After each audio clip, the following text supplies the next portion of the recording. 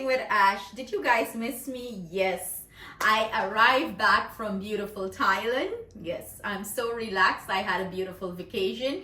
If you guys missed those videos, do go back and check my Thailand trip. I brought back some exciting recipes and can't wait to start sharing it with you all. But today we making the classic. After eating all that meat in Thailand, we need to detox our body a little bit. We're going vegan today, and it's a favorite. I'm sure you all love this as a kid growing up, and still as a grown up I enjoy it. It's some nice fried aloo. That's right, fried aloo, and I'm gonna make it with some bake, right? I have an interesting way of making the bake today. I'm gonna share that with you guys. But let's get into the ingredients for the fried aloo. We got the aloo here. Went ahead and cut it up, and I'm using some celery, onion, sweet peppers. I like the little color in it, you know. I love to see my food colorful. Wiri peppers, that's a must, hot pepper.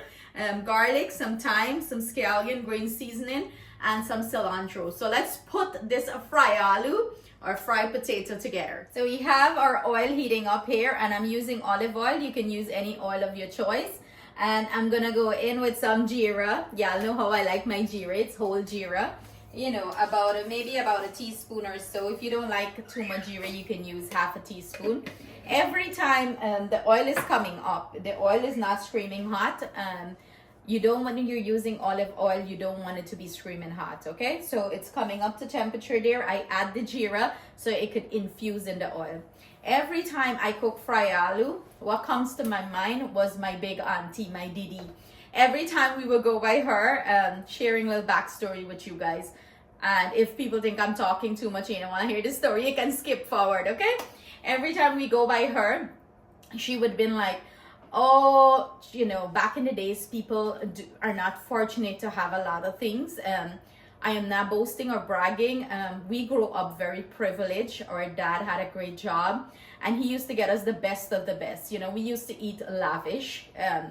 Anything we want, we used to get it. My mom's side family wasn't so privileged, so when we go by them, they would either, you know, whip up some fried aloo, and my auntie, and sardine was a price thing then too, okay? She would take out your little sardine that she get in she cupboard, like gonna get a cupboard and you lock with key, or safe, I think they used to call it.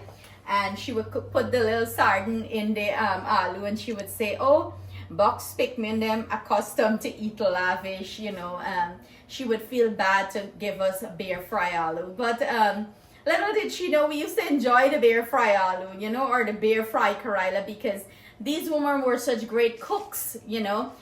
A little bit of ingredient and the food used to taste amazing. I don't know what it's, if it's in the touch or what it is, but that is a little backstory. And before, you know, anyone judge me saying I'm trying to brag, the way we grew up, it was because my dad, he grew up very, very, very poor, and he used to tell a story where, you know, they didn't have bed to sleep on. They would sleep on the floor, and he tell us what they would use for cover is their parents' old clothes. They would take the old clothes that tear or whatever, and they would stitch it up, and that would be their cover. Like, they would stitch it together and make blankets or bed in. So he didn't want us to experience that life, you know. So he was a well-educated man, and he went to school, and he took his education and make a better life for himself. So when, you know, and now when I was little and they tell the story, it didn't mean much to me. But now that I'm a grown adult, I completely understand what they say, you want best for your kids, right? You do the best for your kids. So enough of me sharing that nice story with you guys. But no, I enjoy it. Our jeera here is, you know, nice and toasty. I'm gonna bring you guys in close so you can see what's going on in the pot. You can see the jeera is nice and toasty. You don't want it to burn, right? I'm gonna go ahead and add my potato here. Run for cover, yes, splash up. That's because the potato got a little water in it. It's okay. I usually add my potato here and let it brown up and get a nice color before I add my aromatics. Reason why, if you add your aromatics here with the potato, it's gonna start burning, and the potato is not gonna get that nice, you know, beautiful golden brown color. I like that nice golden brown color. What you do here is you drop this, you give it low and slow heat, cover it so that steam can start cooking the potato before you add any aromatics or spice or anything to start flavor this up. So this is what our potato is looking like, and it's been going for about 5 minutes now. It's starting to get soft. As you can see, it get a nice charcoal in it, like a nice brown, golden brown color, and that's what we're looking for. Well, that's how I like mine at least. I'm gonna go in and drop in all our aromatics here and start with the frying up process further down. I'm gonna add some tomato here. I love a lot of tomato in it. And in goes our flavorful spices. You gotta add some flavor to the thing, right? You don't want the thing taste bland. And mix this in and let it cook nice. And I like mine when it cook nice and soft, you know, like next to like a little mushiness to it. I like it that way. But if you don't want it, you know, too soft, you can take it off when, you know, when you like. It's to your like and preference. Cook how you like them. Now make me tell you how to cook them, right? But look at that. Look at that beautiful, rich color. It's smelling delicious. This don't have long more because look, the potato, as soon as you touch them, you broke already, right?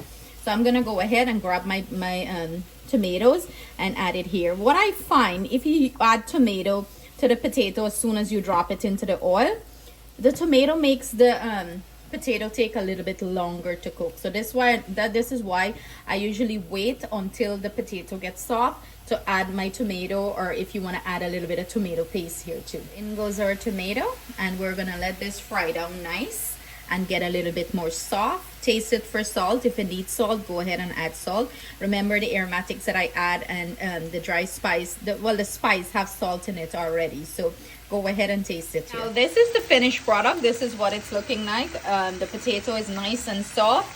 I'm gonna go ahead and take this off the heat, and we're gonna proceed to prepare our bake to go with this. Time to put the bake together. Okay, so we're gonna making some nice fluffy bake.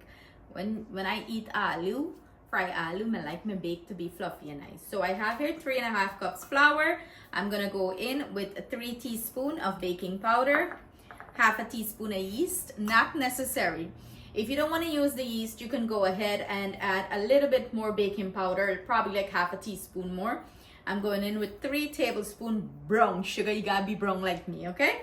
And about 1 teaspoon salt. Scrape out, knock out my salt.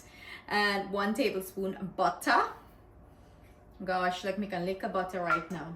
And the little kick to this bake is some pumpkin spice. If you never add the pumpkin spice to the bake, highly recommend I try it. Okay, you know when I recommend something, you guys gotta try it because it's lit. You can add some cinnamon powder, a little nutmeg to it if you would like, about maybe half a teaspoon or so. If you want that pumpkin spice flavor to come through more and be more dominant in the bake, you can add about 1.5 teaspoons. So, you know, as always, I'm gonna go in here. My fingers are clean. My nail clip. We forgot how to wear your gloves. I'm cooking for my family, right? And you want to make sure everything is nice and work in here, blend in nice into your flour. And then we're going to go ahead and gradually add lukewarm water and bring this to a nice firm dough. So I'm going to finish that up and show you the next step. So I gradually add water to my flour, and you wouldn't find the amount of water I use in the description box below. Reason why, and I always say this in all my videos when I'm working with flour, is because everyone's flour texture is different and you might need more water or less water. You just want to bring your dough together. So you just add your water and bring it together. Now ask me how much water me use because I'm going to tell you. Okay, I'm going to keep it to myself. Just kidding. I am probably going to use about 1/2 cup of water here. But this is the consistency you want. You bring it together and, you know, take it out of your bowl so it's easier to work with your dough. That's where a lot of people get flustered. They want to pour all the water in. Then they get a whole set of water and flour. Sometimes the water amount that they pour in is too much. And then get a hot mess in the bowl and they get all aggravated and frustrated. My tip is to always gradually add your water. Bring your dough together, set it aside, and add more water and bring, you know, until you finish up all the dry flour. So in that way, you know, you don't got a hot mess going on. Missy, you learning how to make bake? Okay, see? Teach the young generation. teach the young generation the recipes, pass the knowledge on to them. That is the purpose of this channel. It's a teaching channel to pass on the recipes. So when me get old and crank out, my picnic them can use the recipe. Then consider mama left a legacy for them. And not only leaving a legacy for my kids, for other generation, other people kids, you know.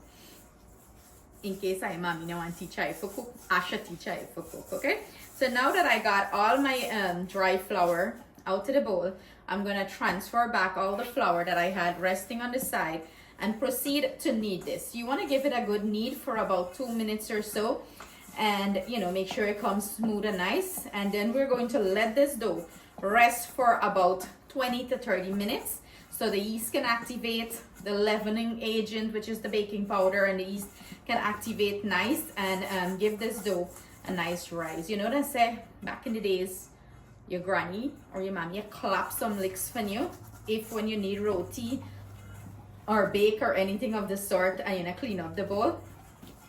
Them said that mean the dough need good. I need take clicks, run for your life. So me is like transfer it out to the dough. You said the bowl clean? I'm gonna need for wash them. I'm just kidding. Because these days you gotta say when you're kidding or not on the channel, because people really take you seriously. So I'm gonna give this a good knead, and you know your dough is ready when it's nice and smooth and it's less sticky. It's not sticking to your fingers. If by chance it's sticking to your finger, you can add a little butter to your hand and come knead this, or gradually, when we say gradually, you go sprinkle a little flour like that. Now add a whole ton of flour, you gradually add, okay? So I'm gonna finish this up, come back and show you what the finished knead dough is looking like. So when your dough is nice and smooth like this, two things, you know you can marry, right? But if it's nice and smooth like this, you still can marry it, but put the husband for do it, okay?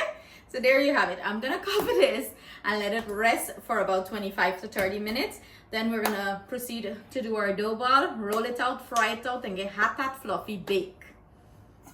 After 30 minutes, this is what our dough is looking like. It's spread out, the expand. I get expansion going on here. So we're going to roll this out and cut it to the size that you want. You can do your bake as big as you want or as little as you would like. I like mine like not too big, you know, nice size. So I'm gonna proceed to do that. Cut this out to the size I want. Oh, it's smelling so nice with the pumpkin spice. Do you smell it? Mm-hmm. Say hi to everyone. Hi. Our camera lady today is Atiana. So now that we have it all nice and roll out, what I'm gonna go ahead and do is form it into nice little portion size dough ball. And what you basically is doing is picking up the dough and you're pinching it so it's coming out nice, round and smooth. You see how we look here? Sprinkle a little flour, dust your fingers with flour so it doesn't stick, and you put it in the palm of your hand and you just roll and tuck and bring it in to the middle. Nice little bake, and that's it. So I'm gonna proceed to do that, do all the bakes, like form them into the dough ball, and then we're gonna start rolling out. So what I'm doing here, I'm just rolling out my bakes. You're just grabbing one of the dough balls that you prepare, gradually add a little bit, sprinkle a little bit flour onto your mat here. You don't want to add too much flour, just enough so the bread don't stick, you know, and roll it out. You can even make one big dough, roll the entire dough out and cut it into shapes. But me like do it little nice round here, although it's not round. I don't know, some kind of shape, right? As long as you roll out, you don't want to roll it out too thin or too, you know, leave it too thick. Perfect, that size. That size you roll it out depending on how big you make your dough balls. I don't like my bakes them to be too, you know, big, nice bite size bake. You can make it as big as you want or as little as you like. And shape don't matter, ain't gotta be perfectly round. It's same place you go, right? If you want to impress your husband, you gotta try to make it wrong. Just take one cover and cut them out. Or we're gonna biscuit cutter and you make them round and nice. Not me. I am person is the jingri. Me don't marry them too long. So that's it. I love to roll out all the bakes one time before start frying it. I find that it's easier to do it this way. So when you're frying, you're just dropping it in the oil. You're not running back and forth. That makes your work harder. So just roll everything out and one frying and that's it. So we're gonna head over to the stove and start frying these up. I'm being silly. So I have my oil heating up here. We're gonna start dropping our bakes in, fry them until they're golden brown. Here I have my pan lined with paper towel. I have to think for a moment. We're gonna transfer them here when we finish frying them, so you know all that excess oil can drain out. I don't like my bakes to be too oily. I hate that. One tip when I'm frying the bake, I try to flip the bake once. I feel like when you do that, it don't suck up too much oil. When you constantly flip it, that's when you have like oily bakes. So I'll show you when I know that it's time to flip the bakes. Here I have my oil medium to low heat. I'm gonna go ahead and drop my bake in. I'm doing 2 at a time, you know, the pan, or you can do 3 depending on the size of pan you're using. I do not like to overcrowd my pan, and like I mentioned, I'm gonna show you guys when I flip it, when I know it's time to flip it. I don't flip my bake over and over and over. You know, this should swell up on its own. You don't really need to you know, throw oil or anything on top of it. It should puff up on its own. Poof up, swell up. Blabby says swell up. It should swell up on its own. You know, you just tip it a little bit and that's it. That's all she wrote. That's how nice and fat the bake as well. You want it nice and golden brown. So when I know it's time to flip it, I'll watch at the bottom here. You can see from the oil, the edge, it'll start to turn brown. And that's when I flip it. You know when it's ready to flip because you see that nice golden brown color at the bottom. And you know, you can flip it before it turned golden brown. Look how them swell up. So I'm gonna go ahead and flip it. And look at that beautiful color. Beautiful golden brown bakes. I know burn up the bake, right? Keep your heat medium to low. And you want to press it down if it swell up so big, like fry, at least let it side fry proper or something, you know. And when you achieve that beautiful golden brown color, you're gonna go ahead and fish it out of the oil and drain it on your paper towel that you have, and that's it. That's all she wrote there. Look at that. Beautiful and golden. Make sure you drain the oil out good out of this before you put it on your paper. This beauty, pure perfection, our potato, our bake. Time to go in for a taste test. Who's ready? Here we have the little star gal. She could go in and taste test. Go ahead. Here how Coco, let me come closer. Show them how the bake look inside. Look at that. So soft and fluffy. Like beautiful. Beautiful texture. Coco, hello and Mr. Star Girl, like she a star girl. Coco, you star girl?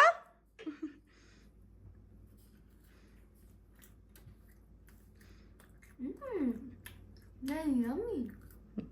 At the end, I don't know if it's you with your mouth closed.